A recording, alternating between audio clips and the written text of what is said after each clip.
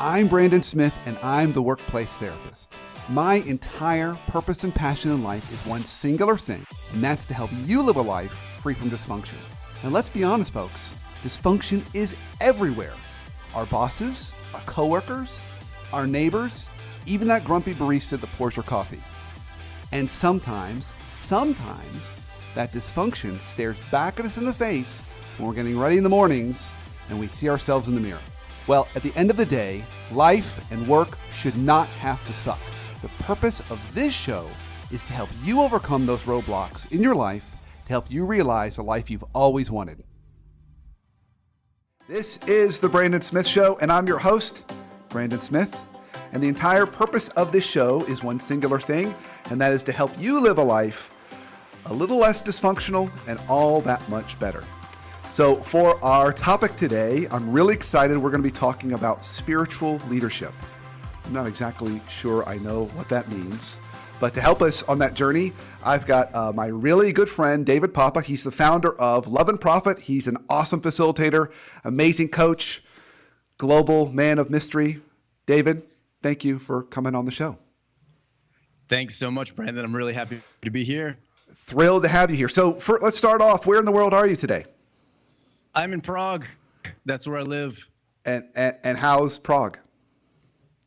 Oh, Prague. Well, today it's a bit of a rainy day, but it's beautiful. I love this place. Anybody gets a chance to visit, I came here and I fell in love with it. It's amazing things going on here in Prague. What's the weather like in Prague on a typical year? I mean, is there a way to compare it to somewhere in the U.S.? I grew up in northeastern Pennsylvania, and it's not so dissimilar. It gets, really cold in the winter. And freezing temperatures in the winter, below freezing. And then in the summer, it's getting up to, the peak temperatures is like high 80s. So really similar to northeastern PA. Reminds me of my childhood. Feels like home. All right, so let's talk a little bit about two things. I want to hear a little bit about, before we jump into our topic of spiritual leadership, which I'm really curious about. I think I could use a little spiritual leadership myself. Tell us a little bit more about what you do and how you got on this journey, how you found yourself on the other side of the world. Yeah, well, I coach and facilitate and consult with organizations that are trying to do something different, that are trying to really make the type of change and progress that to create a new type of business, and I think that's probably evident in the name of my work, which is called Love and Profit. Yeah, how did you come to that name? What drove you to call it Love and Profit? Yeah, I've been on a personal and spiritual development path for myself for over 11 years now. And at a certain juncture, about 5 years ago, I realized what I was working on just didn't fit me anymore, and I had to leave it and try something else. And it was after a whole series of decisions I had made that I thought I was getting closer to what I really wanted to do. And it turns out it was still not a match. I don't have to go into all those details. It'll take an hour. But the point is that I left everything. I quit my job. I left a relationship. I left the country I lived in, the U.S. And I went to the U.K. and I gave myself 3 months to reconnect with my inner self, to reconnect with what I really wanted to create in the world. I basically gave myself a sabbatical from everything. And it took me a good several weeks to even let my brain calm down and stop thinking about work and stop thinking about my next steps and stop thinking about, some of the things that I had some friends tell me, like, how are you going to explain that gap on your resume? When I look back on it now, it's the dreaded gap on the resume. I like that. I know people had no idea what I was doing. People thought I was crazy for just stopping everything for a time. And it turns out it was probably the most useful thing I've ever done in my own career, because it reset the course of my entire work. And during that time, I did a lot of self-connecting. I mean, I was doing so much reading and meditating and journaling, and so much. I was volunteering at a local center where different teachers would come in and talk about their books. I was doing things like Tai Chi. Learning different techniques like that. And wow, it took me, and I started to slowly reconnect with myself, a part of myself that I sort of had a sense that I knew was there, all along, but I wasn't in communication with. Did you like that self when you reconnected? Did you say, "Oh, I like this guy," or you're like, "This guy is crazy"? It's something that's very common. You're making some really spot on question, because something is very common when people start to go down the path of reconnecting with who they really are, is that there is a part of their brain that says to them, like, well, what if we don't like it? What if I look inside and I don't like what I find? And that's actually a very real fear for some people. So, fortunately, I liked who I found, but I also saw that that so many of my choices in my personal life, in my career life, and so many of the choices in everywhere that I worked were done from a place of fear. And that was kind of the primary motivating reason why I felt like I was unengaged everywhere I'd worked, and why I thought progress wasn't as easy to find as it could be, why people were just generally not as happy at work as they could be. People cannot be happy in a fear-based environment because it triggers all of our survival wiring, right, that we have. So I suddenly saw this, and I suddenly saw, it was actually literally in a meditation, I suddenly saw how all of my personal choices were done in fear, and how I wanted to change that in my life. And I sat there and I thought to myself, well, what's the opposite of fear? So that must have been a really profound realization. I mean, that was probably even a little bit scary to say, oh my God, I'm like, everything is just fear driven.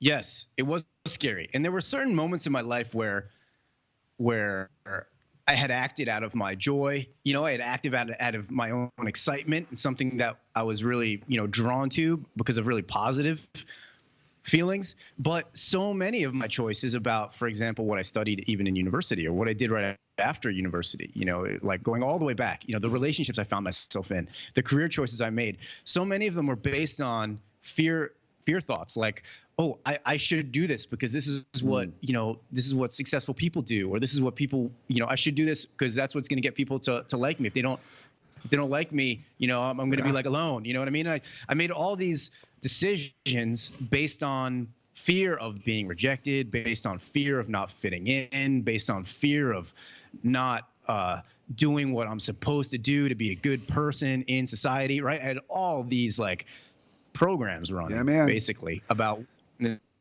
And so once I saw how many decisions were based on that, it made a lot of sense why I wasn't ever happy. Like, it made a lot of sense why I wasn't, like really enjoying every part of my life. And I decided if I wanted to really enjoy myself and do the work I was meant to do in the world, I had to make decisions out of something other than fear. And that's not courage, because courage is something you have only in the face of fear. Like, courage is what you have when you feel fear, but then you decide to do it anyway. Right? Yeah. But the actual true opposite of fear is, in my view, love.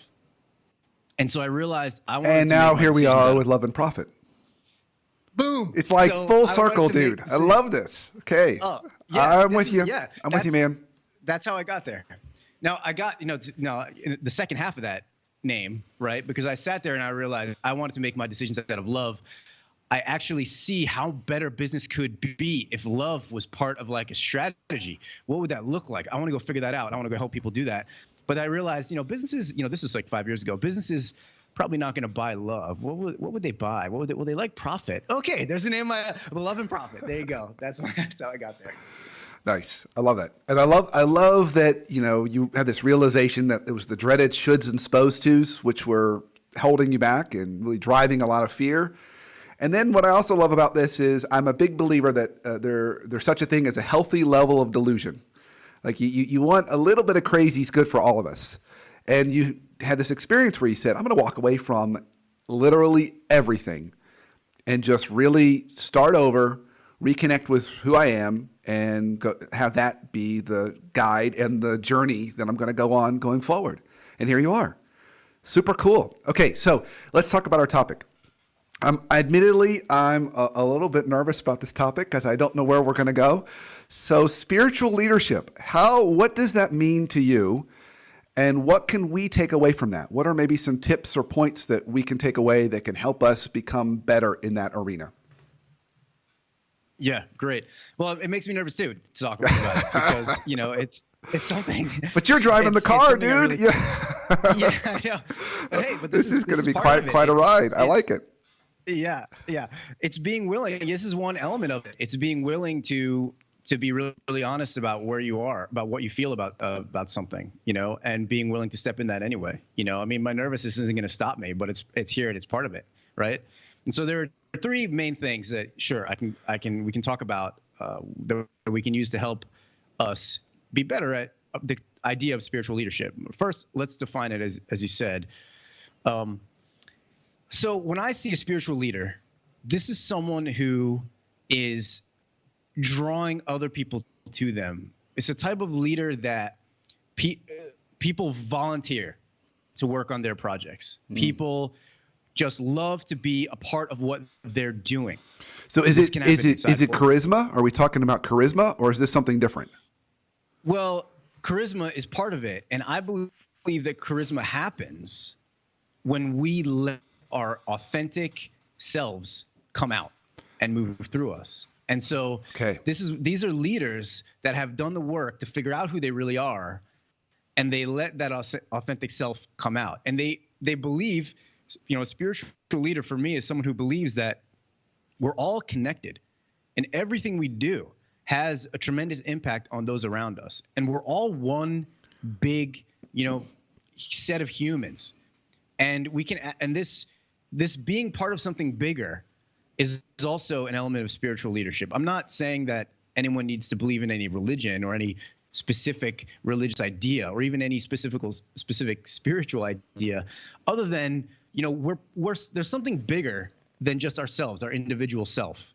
You know what I mean by that? Yeah, totally. Yeah. So spiritual leaders are people who have looked inside themselves, found a piece of that, and decided to let more of that come out in their work. And because so I think you make a really cool point around this that most people overlook, and it's about this idea of authenticity.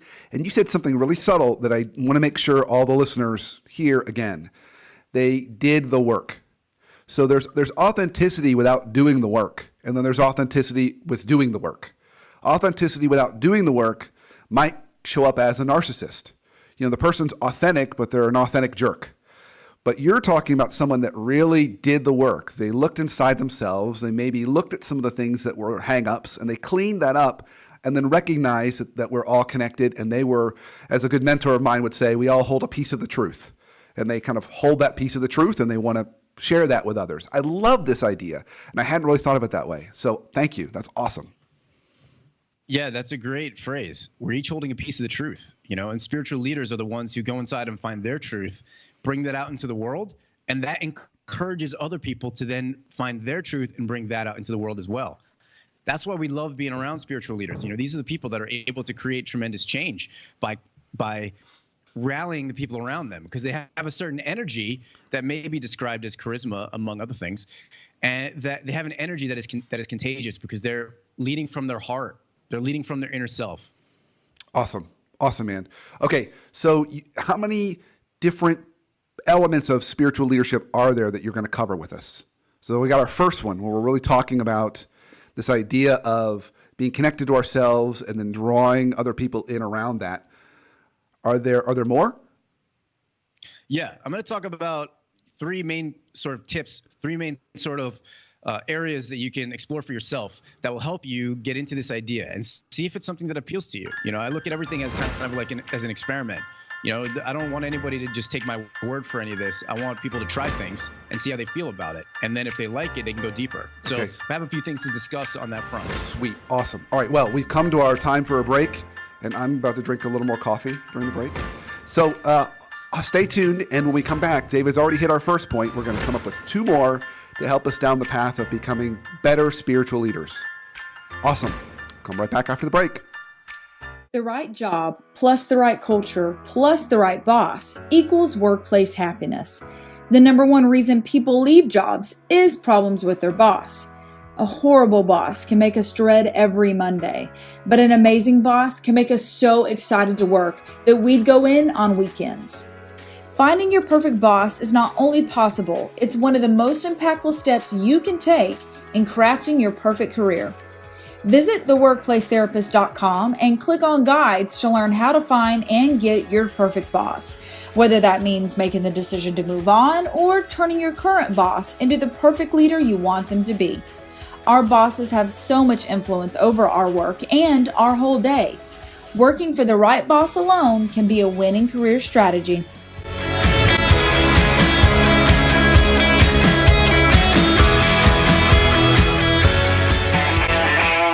Welcome back to the Brandon Smith Show. I'm your host, Brandon Smith, and if you are just now joining us, which you're probably not, you've probably been listening to all this, as any good listener would, but we've got David Papa here, international man of mystery, fantastic coach, facilitator, founder of Love and Profit, and he's talking to us today about spiritual leadership. So David, you just talked to us about the first main point of that, which is this idea of really bringing our authentic self. And I love the way that you define that as really doing the work first. So you're recognizing that I have a kind of we're all connected. I have a piece of that. And how can I really bring that to the world to have people follow where I want to go and to really make a bigger impact? Okay, awesome. All right, what's our next point on how we can become better spiritual leaders? Because I'm taking lots of notes on this. Yeah, well, great. Thanks. And the next point is stop trying to know how. And what I mean by that, it's kind of a combination of embracing uncertainty and being willing to change. But here's the thing. When you start connecting with who you really are inside by doing some work to do that, thinking about bringing that out into the world is very likely to scare you. And you maybe have some big ideas for what you want to do in the world. And as soon as you have those ideas, your brain is going to start saying, but how? How could that happen? How would that happen? That's unlikely to happen. I can't see how to get from where I am now to really where I want to go. Your brain will throw up all these obstacles in the form of how. And it's only doing that because it's scared. And it's very likely scared because you've never brought your true internal self out into the world before. Dude, this is a little, I don't know what to do with this. Are you saying like I can't plan? That whole side of me that's a planner is like freaking out right now. I mean, he wants to get off this train right now. Yeah. Look, there's a place for planning, for sure. Planning is extremely useful. In my experience and my experience with my clients, trying to know too many steps in advance is actually going to block you from starting to access more of your own spiritual leadership capacity, because your brain is going to try to bring this bigger, expansive, full of energy part of yourself down to some nitty-gritty details. And the thing is, our brains cannot see around the corner of the future, right? Like, there's this thing in the entrepreneurial world where, even the best business plan never survives first contact with customers, right? Just as one example of this idea. Like our best laid plans, especially when we're following a more spiritual path, our best laid plans don't show up the way we expect. Our brain can't see how it's going to play out. So the second step after we really connect with ourselves is relaxing our need to know exactly how it's all going to work. Okay, so you realize that all the people who are listening to this show right now that have law degrees, MBAs, they are really uncomfortable. You've just freaked them out. They are going to go inside their house, close the door, and not come out. All right. So let's say we can convince these people, because law degrees or people like to plan out, MBAs or a very planful, kind of organized bunch. What is it, the glimmer of hope? So let's say they buy into what you're saying and they say, all right, I'm willing to let go. Like, I'm going to let go of how. What's the glimmer of hope that they can hold on to, knowing that they're on the right path? What are either the breadcrumbs or the nuggets that they should be listening for and looking for, so they can trust that this is going to work? Yeah, I would start with your own experience. So, for example, a question I would ask yourself is, so all those plans you've made for yourself, all those like detailed outlines you've made, have they made you happy? Have they made you feel most fully alive and active in the world doing your best work? Have they done that for you? And if they have, you already have elements of your planning that you can use and you can take forward and do more of that. But if you want to get honest with yourself, And a lot of the plans, like in my experience, a lot of the plans I made, they didn't end in that place of me feeling fully alive and energized about what I was doing. So we need a new system. We need to try something else. It's because our brain is not designed to make us happy. Our brain is designed to help us survive. To make us truly happy, we got to access a different level of ourselves. So that's a soundbite right there, man. That's a soundbite right there. Yeah. That's awesome. Yeah. So to act, we can use the planning brain, but we have to use it in service of our spirit. Yeah. That's the best way to use it. So so instead of focusing on the plans, how do we get back into more of a comfortable area here? You have another tool that you can use to decide your next step. And that is how you feel inside your heart. I mean, this is going to sound, this sounds like a little bit like fluffy woo-woo, but it's not. I was waiting for woo-woo to come up in this entire conversation. I was waiting for it, and you brought it up, and I love it. But I think that's going to be some of the reaction that people are going to have to this. This feels very woo-woo because what woo-woo represents is it's hard to measure, it's hard to get a hold of. It's just kind of this ethereal thing that people say they feel. But that's not to say we should discredit it. So you had me at woo-woo. You had me at woo-woo. Yeah. Well, let me drop some science real quick to bring this back into the realm of logical reality. Dropping the science beat on us. I like that, man. Drop on the science beat. So So we have like our logical, rational thinking parts of our brain, where our language is also in that part of our brain. That part of our brain can process about 40 pieces of information per second, which is sounds like extremely impressive. But we have another part of our thinking system that is our more central part of our brain and actually distributed in the nervous system throughout our body. We have 100 million neurons in our gut, for example. We have 40,000 neurons in our heart. Okay, these neurons are doing thinking processes in our subconscious. 95 to 99% of our thinking happens in our subconscious. So if you want to, it's like a supercomputer compared to the logical part of our brain. The subconscious part of our thinking can process 20 million pieces of information per second. Compared to 40. That's pretty awesome. On a serious note, that's why I wore this shirt, because I'm forcing people to process all this action that's going on right here. And they can process 40 pieces of information per second. So I figure you should have my shirt figured out in about 5 seconds. Yeah, the subconscious snapshot figured out your shirt. While the logical brain is like minutes later, why did he wear that shirt? Why did he wear that shirt?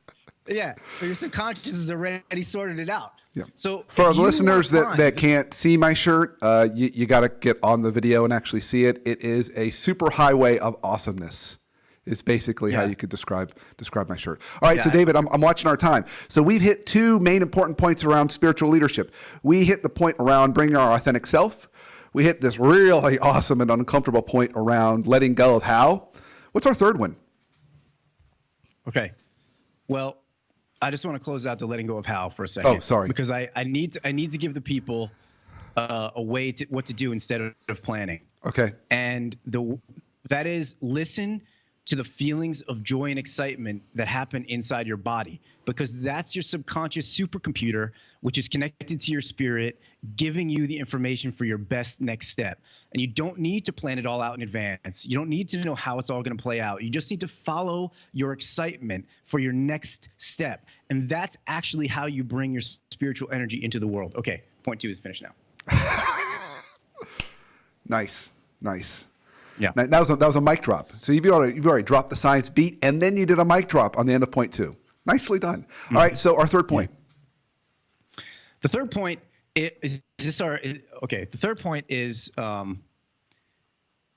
when you're practicing connecting with yourself, and when you're practicing bring yourself into the world, it takes some time to let this inner side of you, to learn who this inner side of you is, and think about how you're going to bring it out into the world. So the third point is you have to make a commitment to yourself that even without being sure how you're going to, activate this, you got to make a commitment to yourself to connect with your own heart every single day.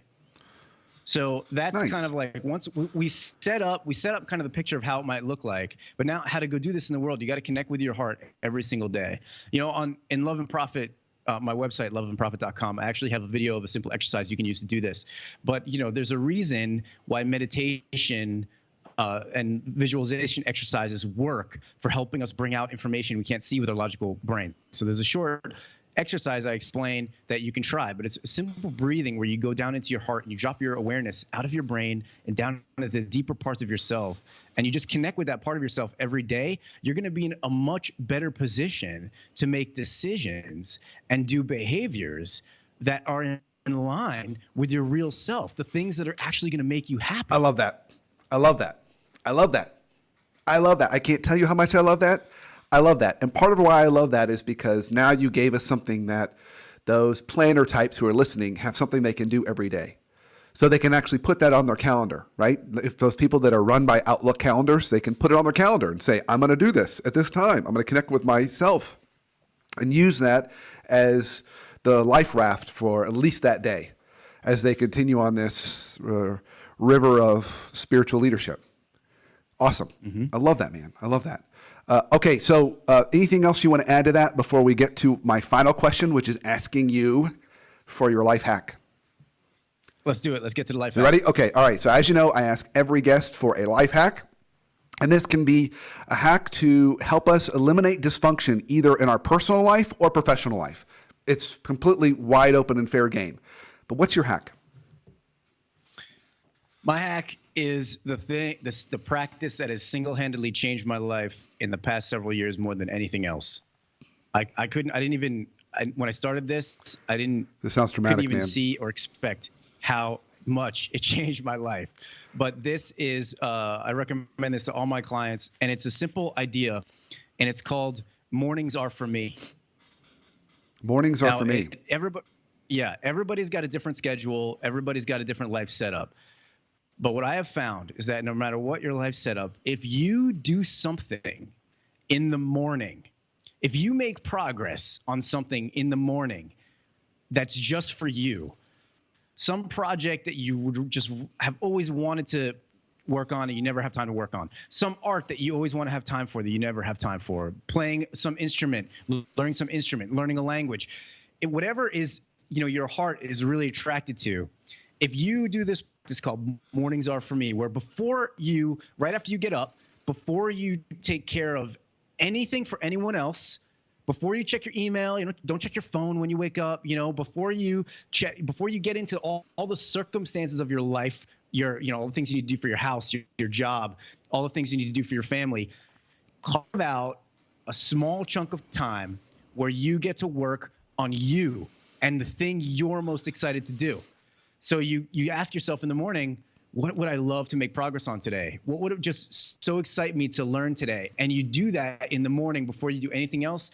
It will change your entire day, because you'll feel like before your morning's even over, you'll feel like, oh my God, I did something really important to me already and my day didn't even start. And that changes your whole day. And now each day that is more alive for you, now you're living a more alive life. I got to figure out what my thing is. I'm feeling a little stressed out as we end our journey. Like, I got to figure out what I want my thing to be. My mornings for me. Mornings for me. No, here's the practice. The practice is not you knowing in advance what you're going to do that morning. The practice is you carving the space for yourself so that it's and not getting sucked into things like email, because that's what would happen to me. Yes. I'd be like, I'll just kind of look around on different websites and email, and then pretty soon I've wasted 3 hours or whatever. Yeah. Okay. Yeah, hey, exactly. I've noticed, believe it or not, our time's up. So quick. I know, man. It like flies. This is how this rolls. So just in summary, you helped us think about making our lives less dysfunctional and that much better and enlightened around this journey of spiritual leadership. And you gave us 3 really great points. Bring your authentic self and discover that. Let go of the how, and then find time every day to connect and reconnect with yourself. And that could even be part of your life hack, which is that carving out those mornings are for me kind of idea. David, this was awesome. So if people want to learn more about you or get more tools from you, where can they go? Yeah, easiest place is loveandprofit.com. That's Awesome. the place they can find me, my work. Got some videos on there, and I explain the different elements of spiritual leadership, among other things. And they can easily contact me through there or connect with me on LinkedIn. You can find me on LinkedIn Sweet. by searching David Papa, Love and Profit, and I'll show up. Keep up the good fight, man. Keep up the good fight. You too, Brandon. Bringing it to the world, dude. I like that. And for everyone listening today, you keep up the good fight and continue on this journey of eliminating dysfunction in both our personal lives and our workplaces. And follow us. You can follow us on Twitter on @TheWPTherapist, the WP for workplace therapist, or on Facebook. And remember, our new show comes out every single Tuesday at 9 a.m. Eastern at facebook.com/Brandon Smith WPT for workplace therapist, WPT. And so until our next show and next week, have an awesome week and an awesome life. I'm Brandon Smith, and I'm the workplace therapist. My entire purpose and passion in life is one singular thing, and that's to help you live a life free from dysfunction. And let's be honest, folks, dysfunction is everywhere. Our bosses, our coworkers, our neighbors, even that grumpy barista that pours your coffee. And sometimes that dysfunction stares back at us in the face when we're getting ready in the mornings and we see ourselves in the mirror. Well, at the end of the day, life and work should not have to suck. The purpose of this show is to help you overcome those roadblocks in your life to help you realize the life you've always wanted.